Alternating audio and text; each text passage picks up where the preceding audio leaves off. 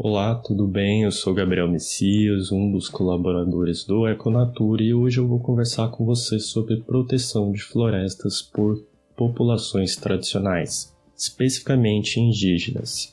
Para isso, eu vou falar um pouco de uma publicação que saiu no site da agência pública chamada Novo Relatório da ONU sobre Conservação das Florestas ressalta e evidencia tudo o que é negado por Bolsonaro, diz líder indígena. Esse artigo traz, além de informações sobre esse relatório, uma entrevista com a médica indígena Mirna Kahneman. Caso você não conheça o nosso canal, convido você a conferir os outros vídeos que temos aqui, assim como confira nossas redes sociais, que tem bastante conteúdo, como cartilhas, e-books e podcast.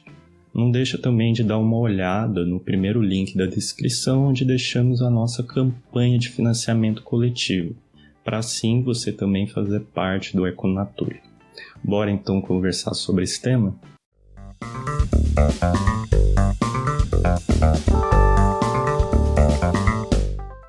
No dia 25 de março, a ONU publicou um relatório chamado Povos Indígenas e Comunidades Tradicionais e a Governança Florestal, no qual ela afirma que os indígenas são os principais responsáveis por conter o desmatamento na América Latina e no Caribe, principalmente quando seus territórios são demarcados. Antes de aprofundar um pouquinho mais nesse tema, eu quero deixar claro o que se entende como populações tradicionais e territórios tradicionais. Para isso, eu vou usar as definições colocadas na Política Nacional de Desenvolvimento Sustentável dos Povos e Comunidades Tradicionais. Segundo esse documento, se entende como povos tradicionais, populações tradicionais ou comunidades tradicionais, grupos culturalmente diferenciados e que se reconhecem como tal, que possuem formas próprias de organização social,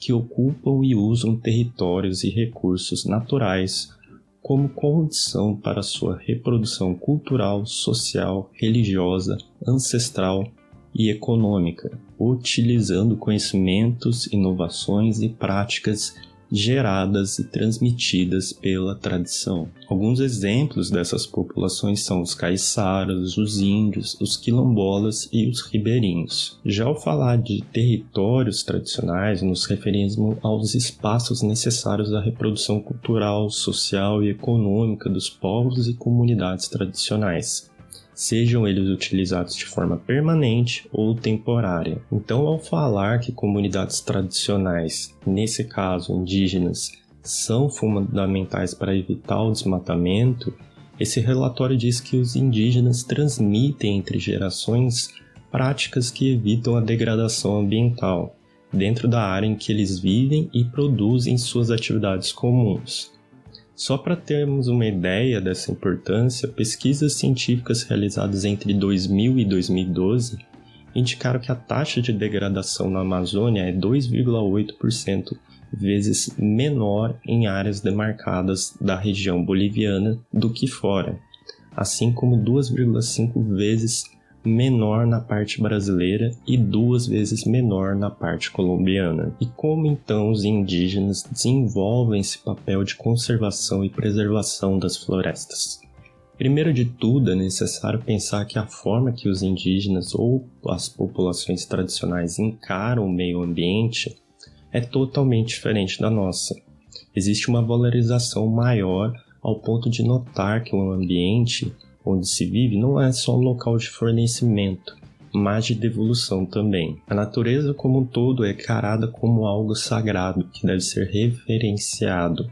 Existem rituais específicos para agradecer a natureza pela fartura, como por exemplo a Festa da Água, que celebra a chegada do período chuvoso e é realizada pelos pataxós, e o ritual do Jurupari, que além de ser uma iniciação masculina, representa uma forma de agradecimento à abundância de coleta de peixes. Esse tipo de relação com a natureza fez com que se desenvolvessem técnicas mais sustentáveis durante suas atividades de agricultura, caça, pesca e tantas outras. Só para exemplificar essas técnicas, posso citar aqui a plantação em consórcio, que é uma prática comum para os indígenas, assim como também tem a escolha estratégica do formato da plantação. O formato do local a ser plantado tem como foco manter o maior número possível de árvores em pé, para assim se ter uma proteção contra ventos e pragas. Como são populações tradicionais, esse conhecimento desenvolvido, ao qual chamamos de conhecimento tradicional, vem sendo passado de geração para geração, mantendo assim essa relação de respeito. Apesar disso, a médica indígena Myrna Cunningham aponta que em países como o Brasil, as populações indígenas estão cada vez mais sendo desvalorizadas em função de um crescimento de ideias de supremacia branca, enfatizados principalmente pelos Estados Unidos. Durante 2 anos do governo Bolsonaro, houve um aumento da marginalização dos povos indígenas, assim como 70% dos processos de demarcação de terras indígenas foram travados. Mas por que a demarcação é tão relevante? Como já ficou claro, muito do que vem sendo proposto pelo atual governo se diz a fazer explorações em áreas indígenas e como isso retirá-los desses locais. Com a demarcação das terras indígenas, essa população consegue respaldo jurídico para não ser retirado de sua terra, assim como fortalece a propriedade de um território coletivo e permite mais facilmente negociar com o Estado e com empresas privadas, quando necessário. E claro que isso também aumenta a segurança de manter esses ambientes intactos. O relatório publicado pela ONU deixa claro que ao manter áreas demarcadas existem garantias de alguns retornos à sociedade, como menor taxa de desmatamento, maior biodiversidade, redução da fome, já que as populações terão acesso a alimentos tradicionais. No relatório também é proposto algumas estratégias para protegermos as áreas indígenas, começando, é claro, pela demarcação das terras. A compensação por serviços ambientais é uma outra forma de garantir essa proteção. Ao entrar em contato com a sociedade, os indígenas começaram a desenvolver a necessidade de ter recursos financeiros para assim se manter na economia imposta. A realização dessa compensação facilitaria a eles manter as necessidades básicas para então assim não acabar explorando o ambiente de forma degradante. Outro fato interessante é incentivar a propagação de técnicas de manejo desenvolvidas por esses povos. Como falei anteriormente, a natureza é vista como algo sagrado. Dessa forma, as técnicas desenvolvidas pelos indígenas visam a menor degradação possível. Logo, incentivá-las é fundamental para manter a proteção das florestas. Por último, nenhuma proposta relacionada a proteger os indígenas vai funcionar se não houver uma organização consolidada para esse povo. Portanto, é fundamental incentivar e auxiliar essa organização que vai gerar um fortalecimento dessas populações. Um último fator relevante que é preciso considerar nesse papel dos indígenas como agentes de proteção das florestas é a sua interação com a sociedade.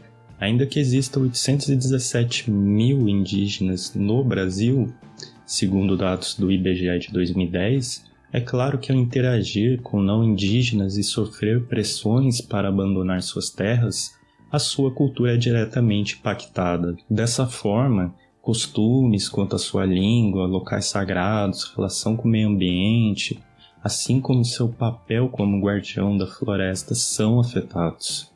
Por isso, o relatório da ONU enfatiza a importância da manutenção dessas características, para que assim não se impacte nas florestas também. Outro fator que se perde no meio de tudo isso é o conhecimento tradicional, que acaba sendo negligenciado pelas novas gerações que não dão o devido valor. Como conclusão, os povos indígenas protegem sim as florestas, porém a cada dia que se passa tem menos valor. A falta de demarcação de terras e estratégias visando a proteção desses povos e da sua cultura agrava cada dia a situação, colocando mais em risco a proteção das florestas. Bem, se você gostou, tem alguma sugestão de tema para os próximos vídeos, deixa aqui no comentário, assim como não deixa de conferir os outros vídeos aqui do canal. Um abraço e até mais.